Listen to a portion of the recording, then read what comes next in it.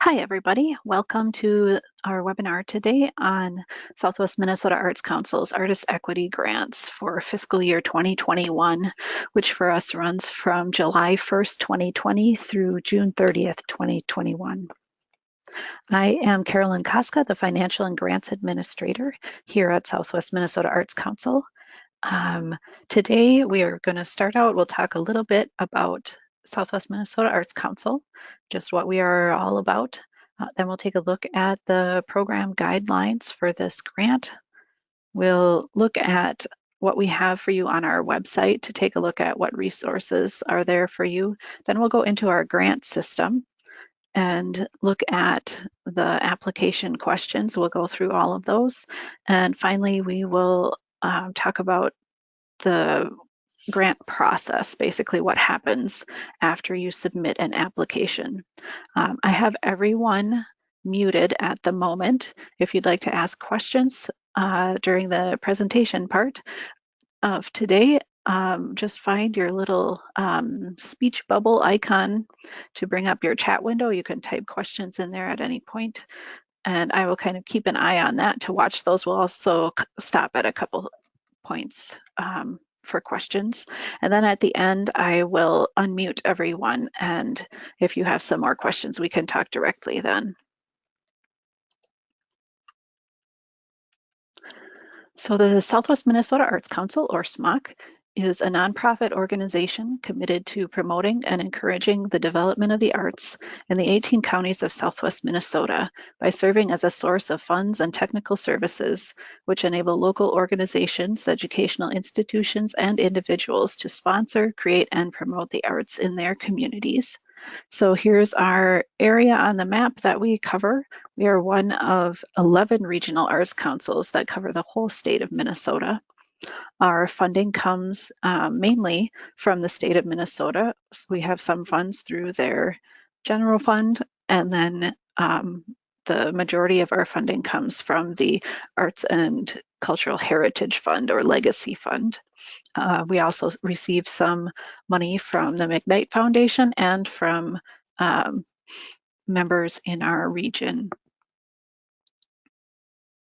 SMOC is committed to supporting artists and arts organizations in creating, producing, and presenting high-quality arts activities, overcoming barriers to accessing high-quality arts activities, instilling the arts into the community and public life, supporting high-quality, age-appropriate arts education for all ages to develop knowledge, skills, and understanding of the arts, and supporting events and activities that represent the diverse ethnic and cultural traditions of the region. Our grant program that we're talking about today is our new Artist Equity Grants. And our intent with this grant program is to aid Black, Indigenous, Latinx, and other artists of color with projects that will advance their skills and artistic careers. This grant program is the result of some discussions that we've had with our equity committee over the last year or so, and this is what they felt was the best way to start serving underserved people in our region. We as an organization do acknowledge that Indigenous people and communities of color have historically been marginalized and underserved, and we are committed to closing gaps in arts access. So by providing these specific dedicated resources and recognition to artists of color in our region, we really hope to support those artists in writing their own narratives. The Artist Equity Grant Program is open to Indigenous artists and artists of color, including those who are Native American, Black, African or African American, Afro-Latino, Caribbean, Chicano or Mexican, Central American, South American, Middle Eastern, North African, Southeast Asian, Asian Pacific Islander, and immigrants and refugees. In order to apply, you'll need to live within our service region. We have 18 counties that we cover, which are Big Stone, Chippewa, Cottonwood, Jackson, Candy, Ojai, Lac-qui-Parle, Lincoln, Lyon, McLeod, Meeker, Murray, Nobles, Pipestone, Redwood, Renville, Rock, Swift, and Yellow Medicine, and also the tribal lands within our service area. We acknowledge that this region occupies the traditional, ancestral, and contemporary lands of the Dakota people, who have stewarded these lands throughout the generations.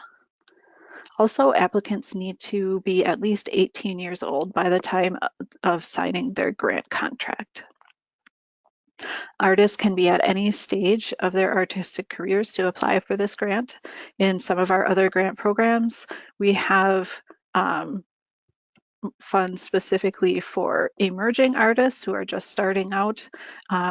And then we also have funds for established career artists. And with those grants, you need to sort of decide which stage you're at.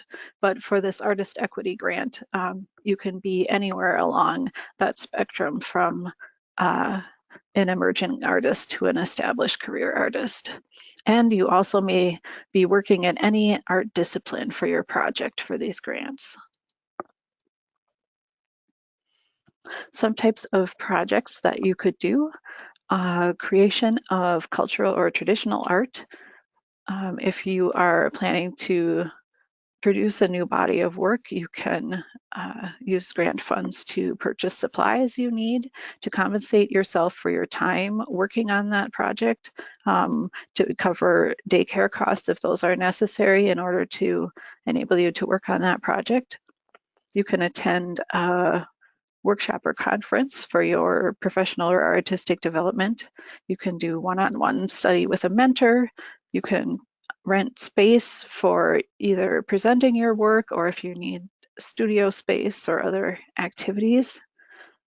You can do research. You can work on putting your portfolio together, framing, recording, editing, or other costs related to publishing. So there's a lot of things that you can do with this grant program.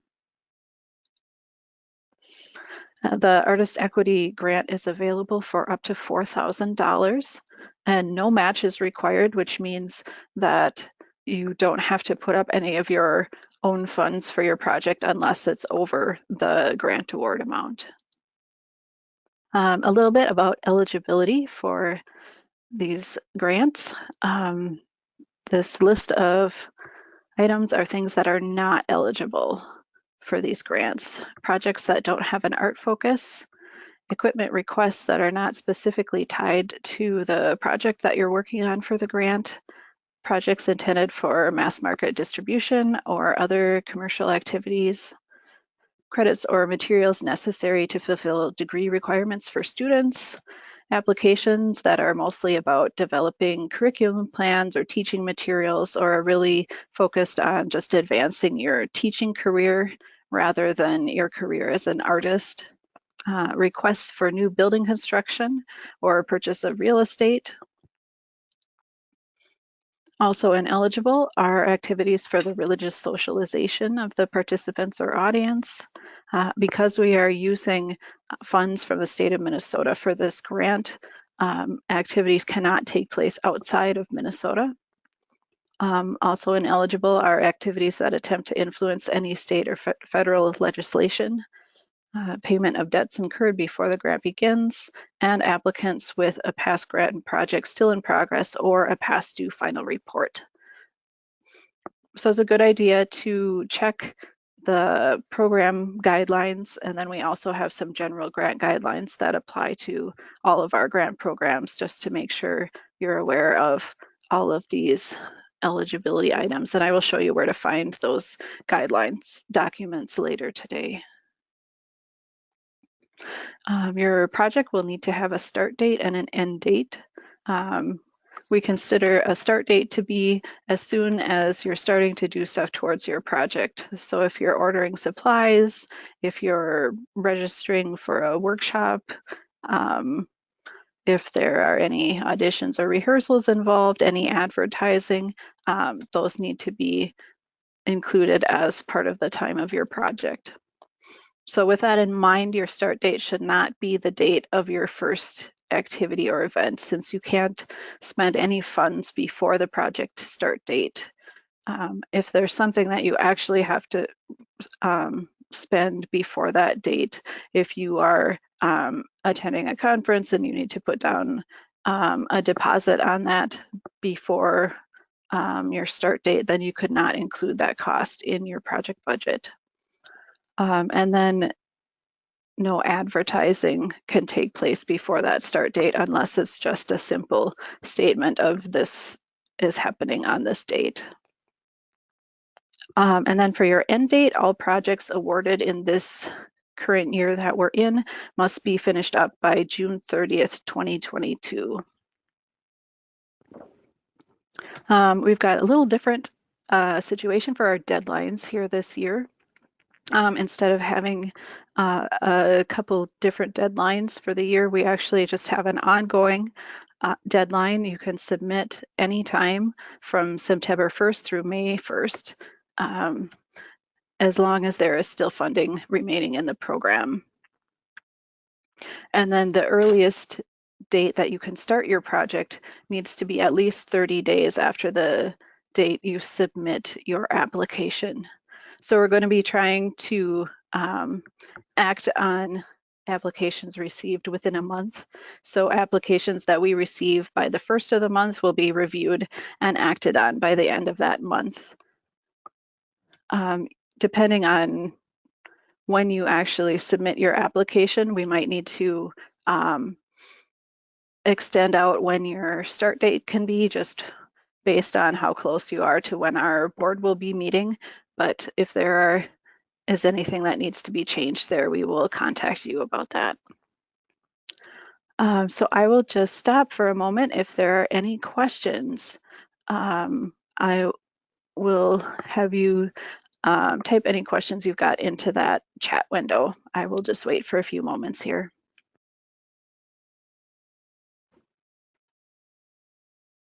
Well, not seeing any questions coming through, I think we will move on. All right, here we are. We are going to take a look at what is available for you on our website. So when you first get to our website, you'll see there's this black grants box at the bottom here and a login button that will take you to our grant system.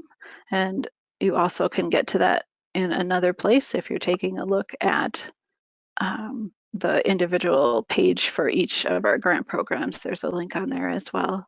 So here are all of our programs for individuals. You may want to check out some of the other options here as well, but here are our artist equity grants.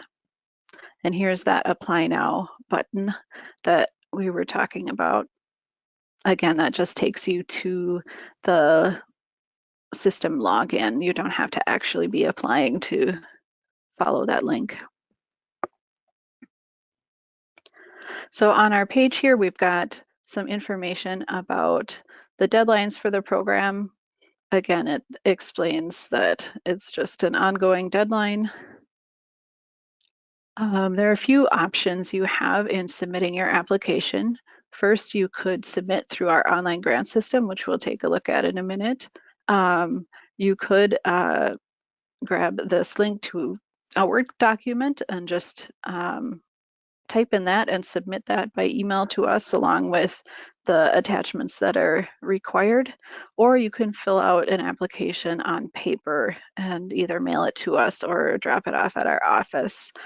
Here are some links here to print out those paper forms, or you can contact us and we can mail those forms to you.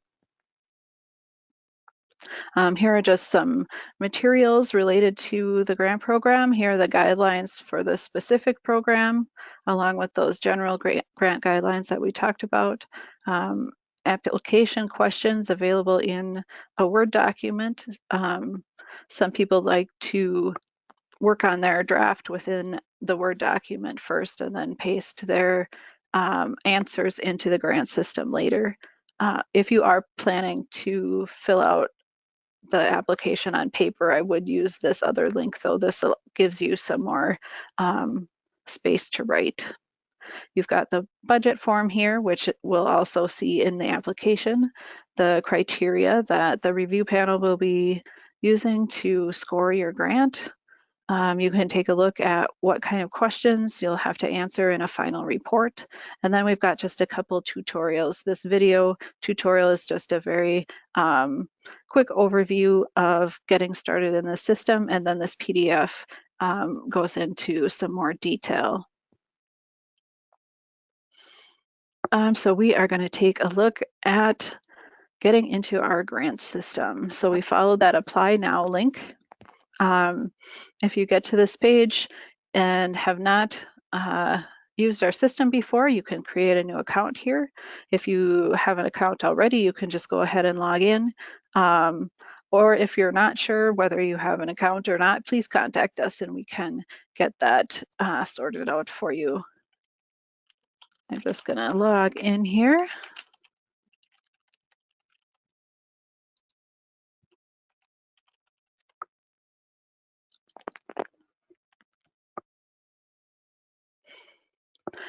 So when you log in, if you have already done things in the system before and are returning, you'll show up at your applicant dashboard.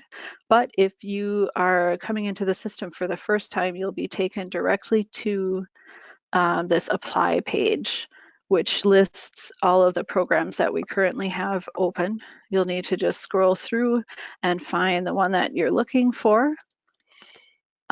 If you'd like to just preview the application without actually starting anything, there's this preview button here. Otherwise, you can go ahead and click apply, which is what we're going to do. All right, and I see I need to adjust something with the due dates for this. You can just ignore that. When you start your application here, I'm going to first point out a couple of handy buttons up on top. This copy previous answers button, if you have ever done an application in the system before, you can hit this button and choose a previous application to copy answers from.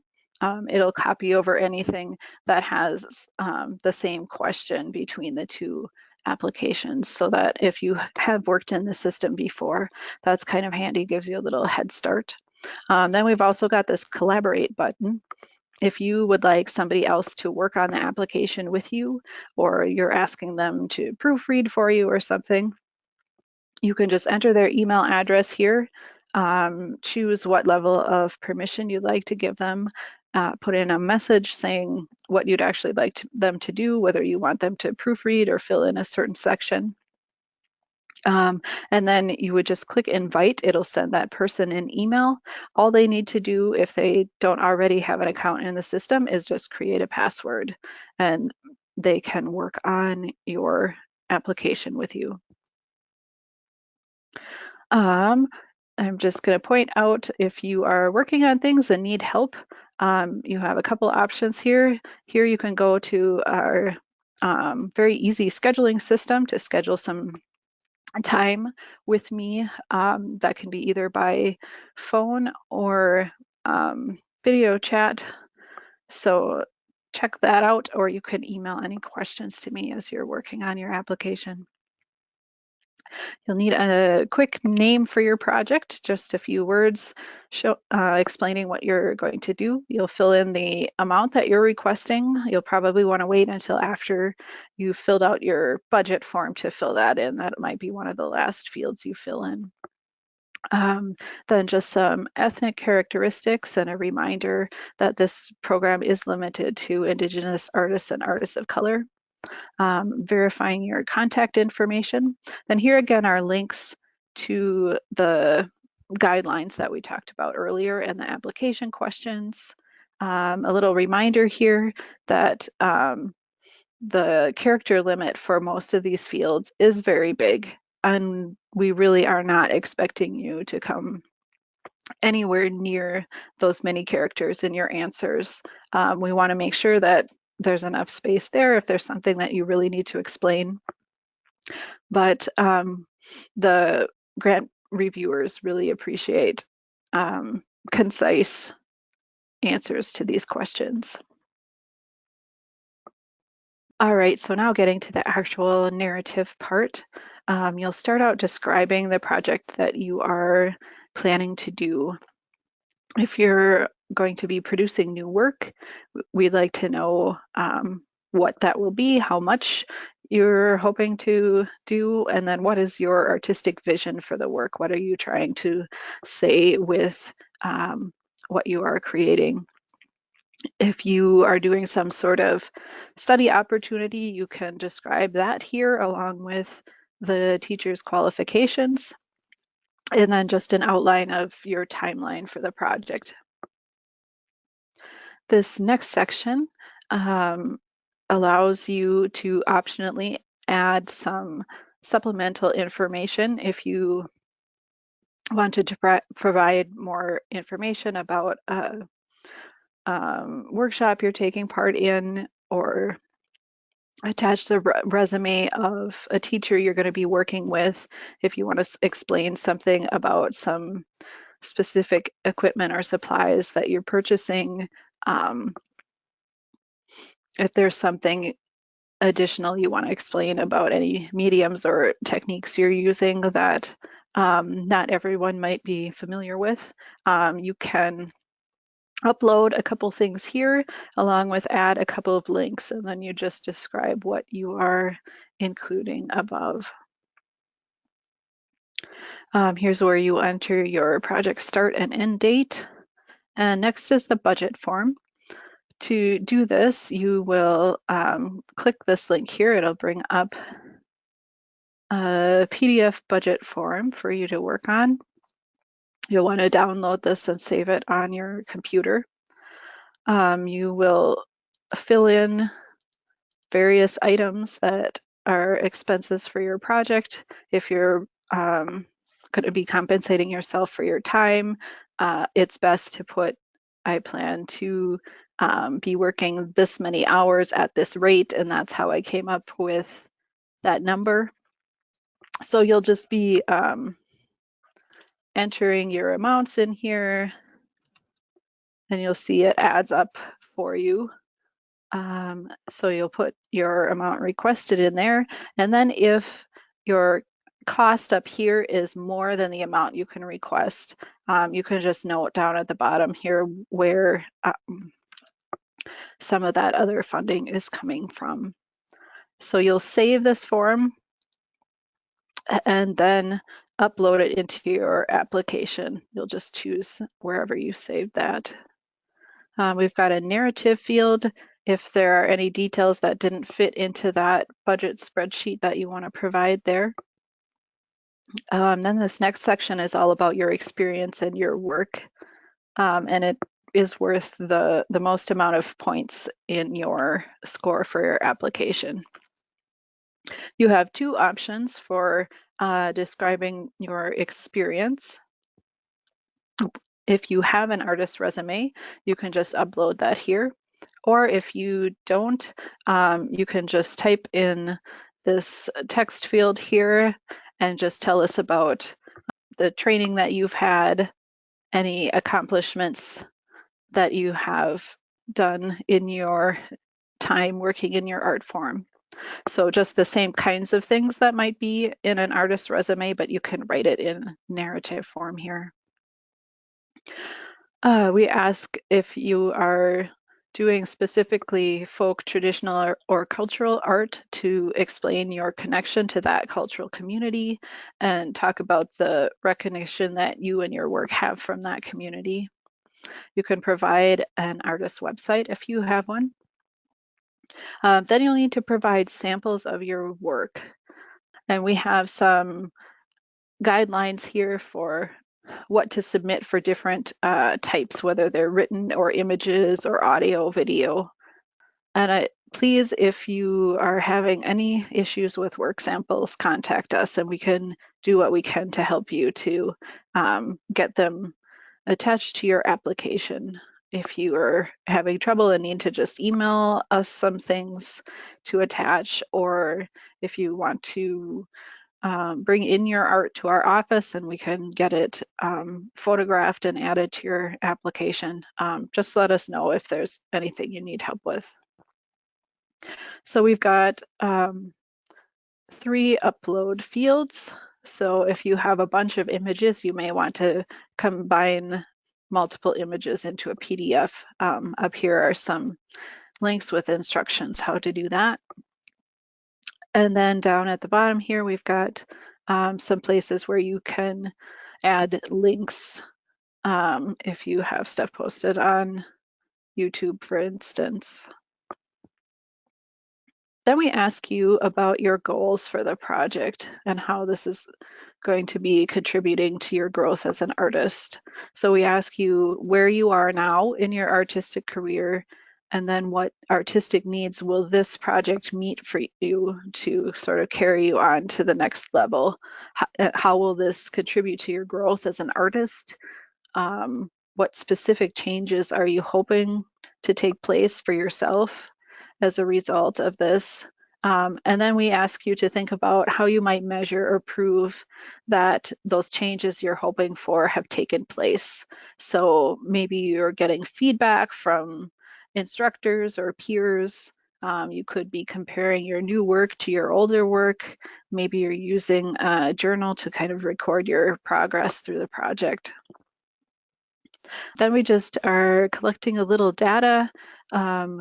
Number of adult artists that will participate in the project should for sure be 1 for you, the applicant. It's all right if you don't have much for audience. We're really looking at your own personal artistic development for these grants. It's nice if you're sharing with the community, but the focus is really on you. For some of these, they give you a little shortcut of what code to answer. Others, you'll click that code link and choose whatever it is that you may be working on and just enter that code in the box. Just some information about your name. If you are using a different name than your legal name as an artist, you can enter that in here and we can use that instead for when we are putting out publicity about grants that have taken place. And then finally, you have an electronic signature here. As you're working on your application, it will auto-save for you regularly, but there's also a save application at the bottom and a submit button when you're ready for that. We're going to click save for now. It'll tell us when you do that which questions you still have left to answer. Right now they're all listed there because we have not entered anything, but if you wanted to go back to keep working, you can click this continue button, but we're going to go back to your dashboard. We can see now that this is the application that we just started. Again, ignore that past due thing. I need to fix that date in our system. So if you're returning and want to keep working, there's this edit application button here. And then if you're awarded a grant and come back into the system, this is the same place where you'll find a contract that you need to do, your final report, etc. So we are going to head back and pause for some questions again. So feel free if you have any questions at this point to just type them in that chat window. I will pause for a little bit. Not seeing any questions, we'll move on for now. Some tips to keep in mind as you're working on your application. It's good to start early, much earlier than you're actually planning to submit the application, because you'll need some time to gather everything that you need. If you need to find your work samples and maybe work with us a little bit to get those ready to include with your application, and also to give you time to just get any questions answered. Make sure to read the guidelines. It's just good to know what is all involved in the grant. Also, you saw that a lot of the questions have multiple parts in them, so make sure to sort of read that fully and answer all the parts of each question. As we talked about before, it's good to keep your answers really clear and concise.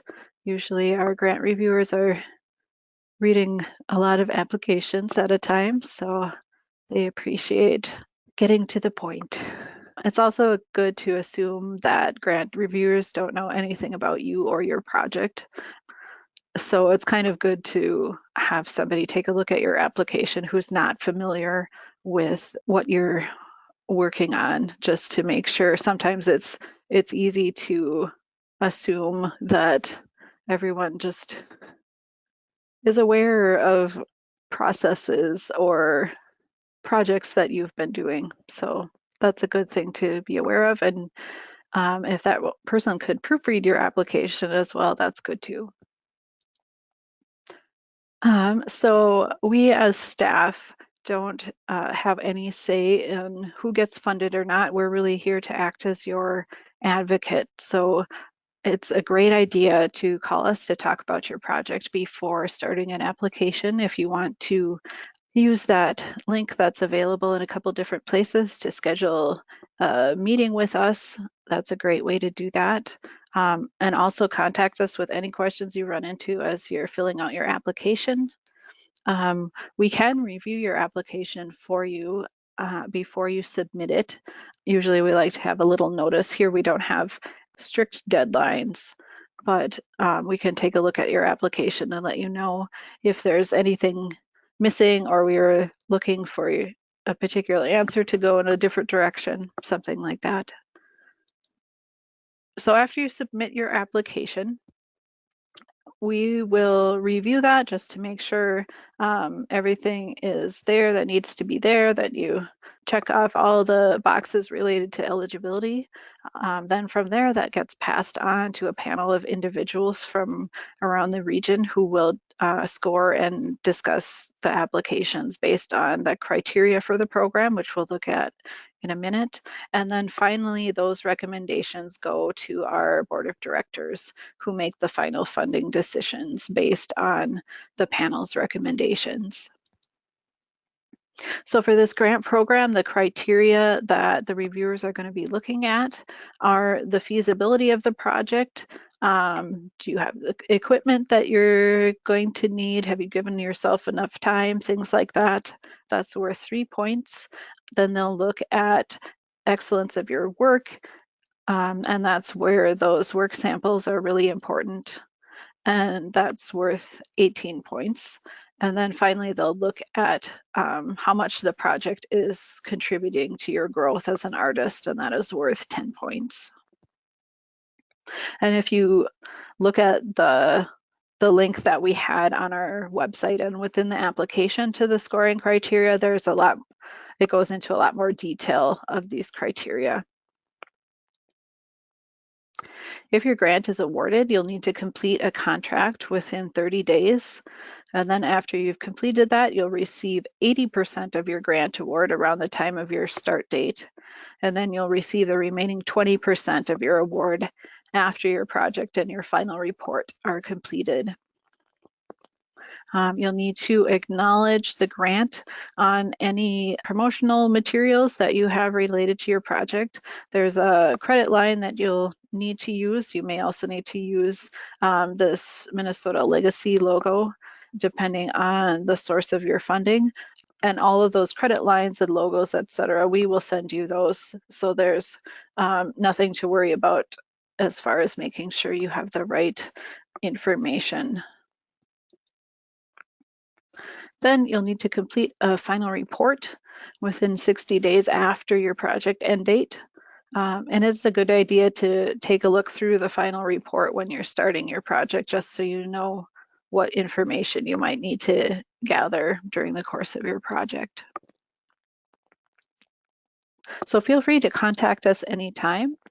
We have our office in Marshall, open Monday through Friday. These days, the hours are a little variable. We are sort of in and out of the office, so it's a good idea if you're planning to stop by to call first, just to make sure somebody is here.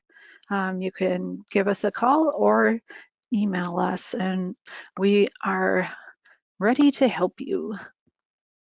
So I've finished everything that was part of the official presentation here, so I'll just unmute everybody and I will await your questions.